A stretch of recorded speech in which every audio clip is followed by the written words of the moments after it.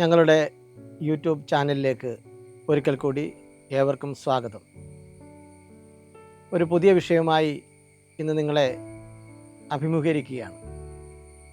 1948 Israel എന്ന രാജ്യം പുനഃസ്ഥാപിക്കപ്പെട്ടു.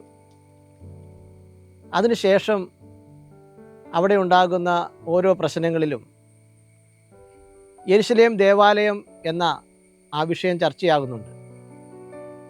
1948 Israel പുനഃസ്ഥാപിക്കപ്പെട്ടതിന് ശേഷം, ഒരു രാജ്യമായി പുനഃസ്ഥാപിക്കപ്പെട്ടതിന് ശേഷം പല യുദ്ധങ്ങളും കലഹങ്ങളും അവിടെ ഉണ്ടായിട്ടുണ്ട്.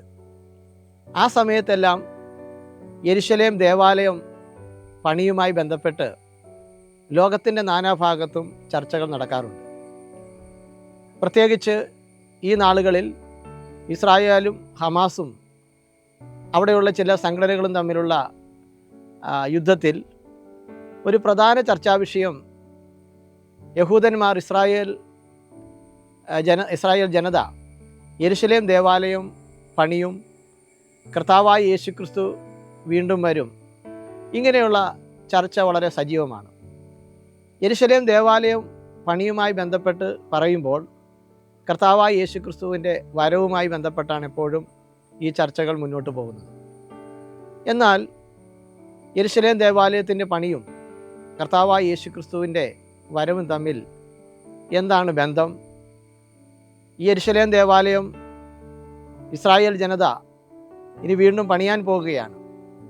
അങ്ങനെ പണിത് കഴിയുമ്പോൾ കർത്താവായ യേശുക്രിസ്തു ഈ ദേവാലയത്തിലേക്ക് വരികയോ അതിൽ ഇരുന്നു കൊണ്ട് ഭരിക്കുകയോ ചെയ്യുമോ? ഈ വിഷയങ്ങൾ വചനത്തിൻ്റെ അടിസ്ഥാനത്തിൽ നാം ഒന്ന് മനസ്സിലാക്കേണ്ടതുണ്ട്. അതിന് പ്രാരംഭമായിട്ട് ബൈബിളിലെ ഒരു വാക്യം വായിച്ചു കേൾപ്പിക്കുവാനായിട്ട് ആഗ്രഹിക്കുകയാണ്. മത്തായി എഴുതിയ സുവിശേഷം 24-ാം അധ്യായം അതിൻ്റെ 1-2 വാക്യങ്ങൾ നമ്മൾ വായിക്കുമ്പോൾ, യേശു ദേവാലയം വിട്ടു പോകുമ്പോൾ ശിഷ്യന്മാർ അവന് ദേവാലയത്തിൻ്റെ പണി കാണിക്കേണ്ടതിന് അവൻ്റെ അടുക്കൽ വന്നു. അവൻ അവരോട്, ഇതെല്ലാം കാണുന്നില്ലയോ? ഇടിഞ്ഞു പോകാതെ കല്ലിന്മേൽ കല്ല് ഇവിടെ ശേഷിക്കുകയില്ല എന്ന് ഞാൻ സത്യമായിട്ട് നിങ്ങളോട് പറയുന്നു എന്ന് പറഞ്ഞു. കർത്താവായ യേശുക്രിസ്തു പറഞ്ഞ വളരെ പ്രസക്തമായ യെരുശലേം ദേവാലയവുമായി ബന്ധപ്പെട്ട ഒരു പ്രധാന വെളിപ്പെടുത്തലും ഒരു പ്രവചനവുമാണ്. ആ വാക്യം ഒന്ന് പരിശോധിക്കുമ്പോൾ അവിടെ ആദ്യം എഴുതിയിരിക്കുന്നത് യേശു ദേവാലയം വിട്ടുപോകുമ്പോൾ.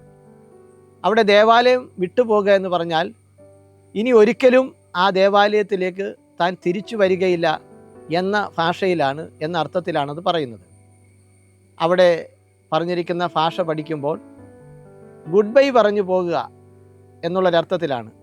അഥവാ ഇനി ഒരിക്കലും ആ ദേവാലയത്തിലേക്ക് താൻ തിരിച്ചു വരികയില്ല എന്ന അർത്ഥത്തിലാണ് താൻ പറയുന്നത്. മറ്റൊരു കാര്യം കൂടി ആ വാക്യത്തിൽ താൻ പറഞ്ഞത്, ഇതെല്ലാം കാണുന്നില്ലയോ? ഇടിഞ്ഞു പോകാതെ കല്ലിന്മേൽ കല്ല് ശേഷിക്കാതെ ഇത് നശിച്ചു പോകും. കർത്താവ് പറയുകയാണ്, ഇതെല്ലാം കാണുന്നില്ലയോ എന്നാണ് അവിടെ പറയുന്നത്. അവിടെ യെരുശലേം ദേവാലയം എന്ന് കർത്താവ് പറയുന്നില്ല. എന്ന് പറഞ്ഞാൽ അത്രയും പ്രാധാന്യമാണ് ആ ദേവാലയത്തിന് കർത്താവായ യേശുക്രിസ്തു ആ സമയത്ത് കൊടുത്തിരുന്നത്. അതിന് കാരണം, ദൈവത്തെ മാനിക്കുമ്പോൾ മാത്രമാണ് ദൈവാലയത്തിന് പ്രസക്തിയുള്ളൂ. ദൈവത്തെ ആദരിക്കാതെ മാനിക്കാതെ പോകുമ്പോൾ ദൈവാലയത്തിന് യാതൊരു പ്രസക്തിയുമില്ല. കർത്താവായ യേശുക്രിസ്തുവിനെ ഇസ്രായേൽ ജനത തള്ളിക്കളഞ്ഞതുകൊണ്ട് ദേവാലയത്തിൻ്റെ പ്രസക്തി ഇല്ലാതായി. അതുകൊണ്ടാണ് കർത്താവായ യേശുക്രിസ്തു പറഞ്ഞത്, ഇതെല്ലാം കാണുന്നില്ലയോ? ഇതെല്ലാം നശിച്ചു പോകും, ഇടിഞ്ഞു പോകാതെ കല്ലിന്മേൽ കല്ല് ശേഷിക്കുകയില്ല എന്ന് ഈ ദേവാലയത്തെക്കുറിച്ച് കർത്താവ് പറയുകയാണ്.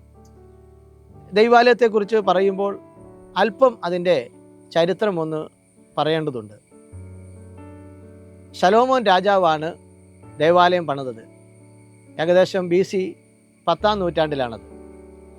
ശലോമോൻ രാജാവ് ഈ ദേവാലയം പണിത് ഏകദേശം 500 വർഷത്തോളം ആ ദേവാലയം അപ്രകാരം ഇസ്രായേൽ ജനതയുടെ ഇടയിൽ ഉണ്ടായിരുന്നു. എന്നാൽ നെബൂഖദ്നേസർ എന്ന് പറയുന്ന ബാബിലോണിയ രാജാവ് കടന്നു വരികയും ഇസ്രായേലിനെ ആക്രമിച്ചുകൊണ്ട് ഈ ദേവാലയം തകർത്തു.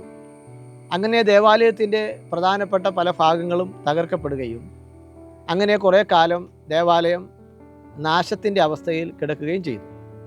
പിന്നീട് സെരൂബാബേലും എസ്രാ ശാസ്ത്രികളും മുതലായ ഇസ്രായേൽ ജനതയുടെ ആത്മീക ഗുരുക്കന്മാരും പ്രവാചകനും ആയിരുന്നവർ ഈ ദേവാലയം പുതുക്കി പണിയുവാനുള്ള നേതൃത്വം കൊടുക്കുകയും സെരുബാബേലിൻ്റെയും എസ്രാ ശാസ്ത്രികളുടെ നേതൃത്വത്തിൽ ദേവാലയം പുതുക്കി പണിതു.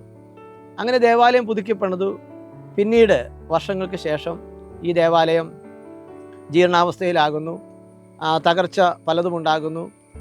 ഗ്രീക്ക് കമാൻഡർ ആയ അന്ത്യോക്യസ് എപ്പിഫാനസ് ഈ ദേവാലയം തകർക്കുകയും അത് അശുദ്ധമാക്കുകയും പന്നിയെ യാഗം കഴിക്കുകയും ചെയ്യുന്ന സന്ദർഭങ്ങളുണ്ട്. അങ്ങനെ വീണ്ടും ഈ ദേവാലയം നാശത്തിൻ്റെ ഒരവസ്ഥയിലായി.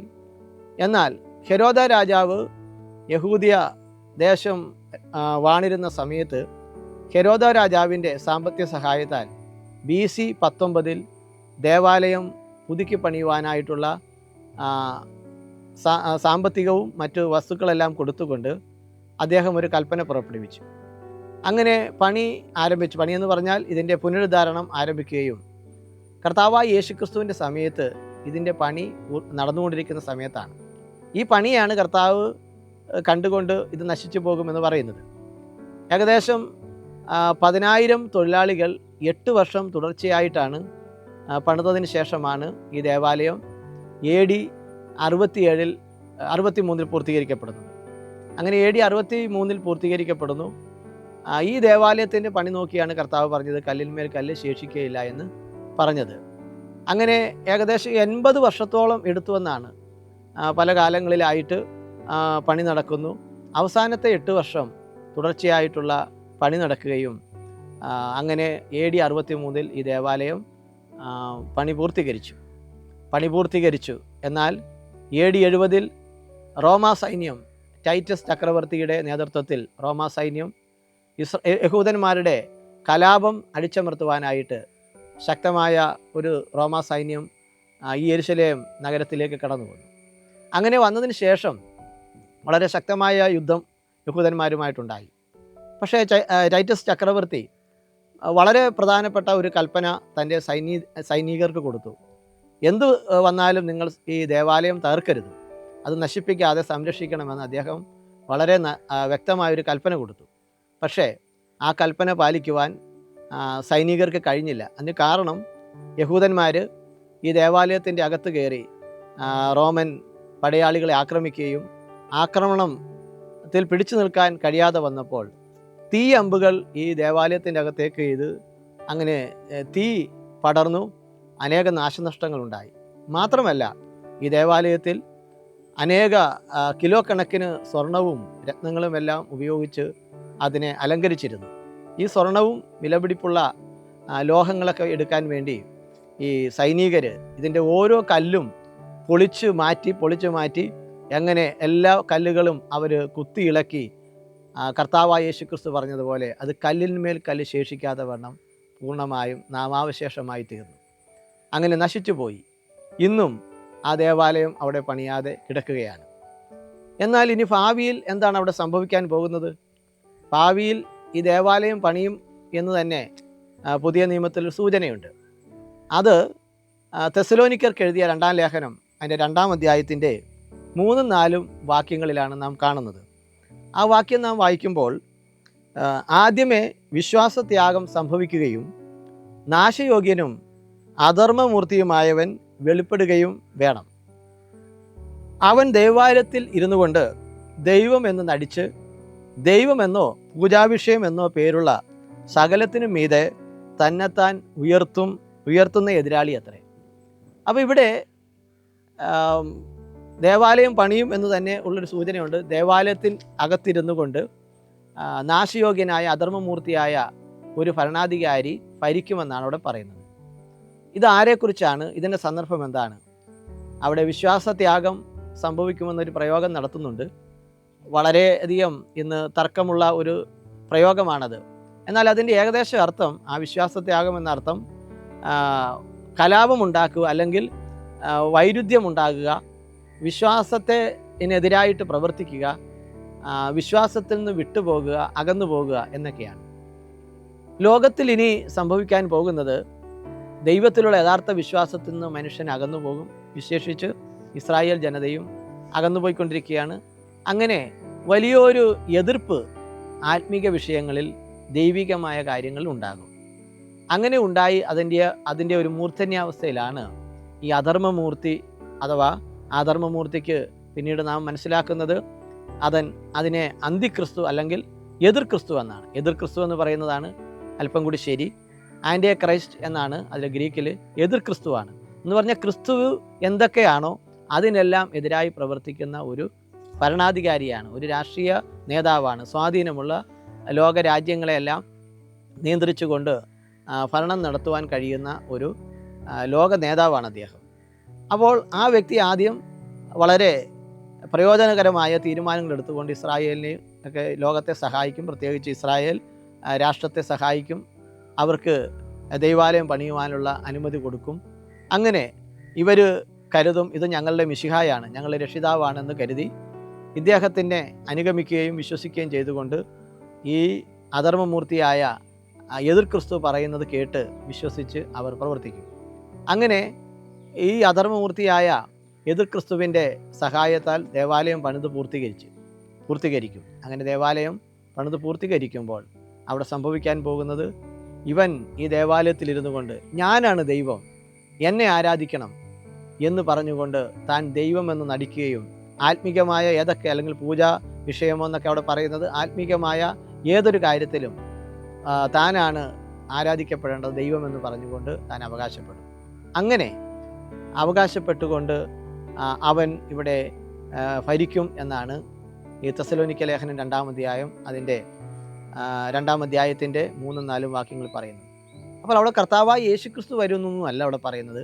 അധർമ്മമൂർത്തി ആ ദേവാലയത്തിലിരുന്നു കൊണ്ട് ഭരിക്കും എന്നാണ് പറയുന്നത്. എന്നാൽ അവസാനമായി ഇസ്രായേൽ ജനം ചതിക്കപ്പെടുകയും അവർ യഥാർത്ഥ ക്രിസ്തുവിനെ വിളിക്കുമ്പോൾ കർത്താവായ യേശുക്രിസ്തു സ്വർഗത്തിൽ നിന്നിറങ്ങി വന്നുകൊണ്ട് തൻ്റെ ജനത്തെ രക്ഷിക്കുന്ന കാര്യങ്ങളാണ് പിന്നീട് പുതിയ നിയമത്തിലെ മറ്റു ഭാഗങ്ങളിൽ പറയുന്നത്. അതുകൊണ്ട് യെരുശലേം ദേവാലയം ഇസ്രായേൽ ജനത പണിയും. എന്നാൽ കർത്താവായ യേശുക്രിസ്തു അവിടെ ഇരുന്നു കൊണ്ട് ഭരണം നടത്തുന്നതായിട്ട് പുതിയ നിയമത്തിൽ നമുക്ക് തെളിവില്ല. എന്നാൽ ഈ നാളുകളിൽ പ്രശ്നങ്ങളുണ്ടാകുമ്പോൾ, ഇസ്രായേലുമായിട്ടുള്ള യുദ്ധങ്ങളുണ്ടാകുമ്പോൾ ദൈവാലയം പണിയും കർത്താവായ യേശുക്രിസ്തുവിനെയും ബന്ധപ്പെടുത്തി അനേക ചർച്ചകൾ നടക്കുന്നുണ്ട്. എന്നാൽ കർത്താവായ യേശുക്രിസ്തു ഇനി വരാൻ പോകുന്നത് ദേവാലയത്തിൽ ഇരുന്നു കൊണ്ട് ഭരിക്കുവാനല്ല, തൻ്റെ ജനതയെ തന്നോടുകൂടെ ചേർക്കുവാൻ വേണ്ടിയാണ്. അതുകൊണ്ട് ഈ ആത്മീക സത്യങ്ങളെ കൂടുതൽ മനസ്സിലാക്കി കർത്താവായ യേശുക്രിസ്തുവിൻ്റെ വരവിന് വേണ്ടി നമുക്ക് കാത്തിരിക്കാം. അതിന് ഏവരെയും സഹായിക്കുമാറാകട്ടെ.